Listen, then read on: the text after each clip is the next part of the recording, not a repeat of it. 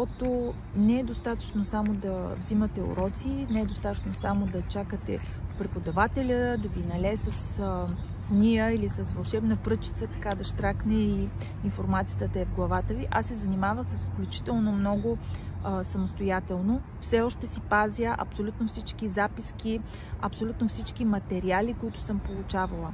Гледах много видеа и слушах много, пишех много, изключително много. И най-вече въобще не се притеснявах, че пишейки или говорейки, аз ще допускам някаква грешка. Защо? Защото наистина ние от своите грешки се учим, от своите грешки си взимаме поука и всъщност повтаряйки ги веднъж, два пъти, три пъти, ние в един момент спираме да ги повтаряме, защото ние го научаваме.